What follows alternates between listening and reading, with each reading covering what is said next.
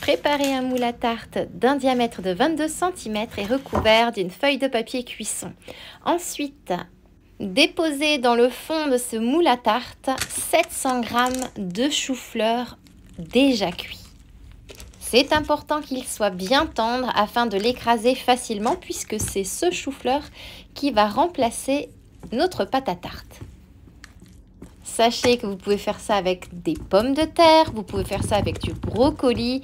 Le choix est quand même très large.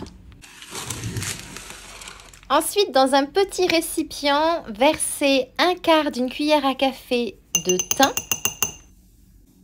un quart d'une cuillère à café de curry,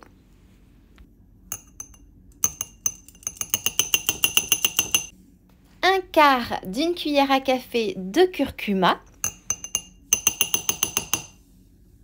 et 3 cuillères à café de miel. Si vous ne souhaitez pas chauffer votre miel, vous pouvez le remplacer par de l'eau tout simplement.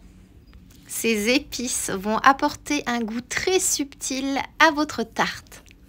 Bien mélanger le tout, puis verser par-dessus votre chou-fleur écrasé.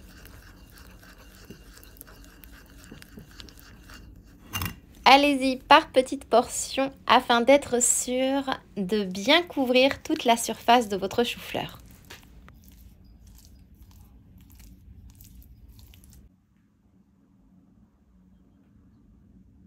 Couvrir de fromage fraîchement râpé, vous pouvez choisir le fromage de votre choix. Ici, j'ai choisi du cheddar.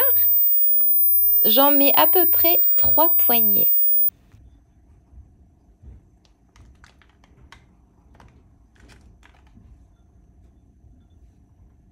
Ajoutez à ça un mélange d'un blanc de poulet coupé en petits morceaux avec un demi-oignon rouge coupé en lamelles et que vous aurez au préalable cuit pendant environ 6-7 minutes.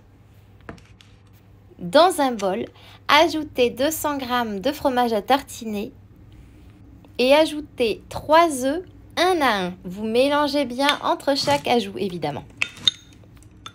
Vous pouvez remplacer le fromage à tartiner par exemple par du fromage ricotta ou alors vous pouvez utiliser de la crème liquide entière ou bien encore du fromage mascarpone.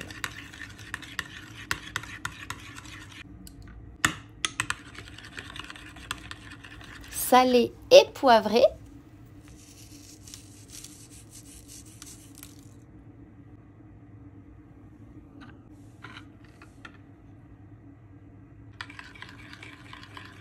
Puis à l'aide d'une louche, versez sur votre tarte.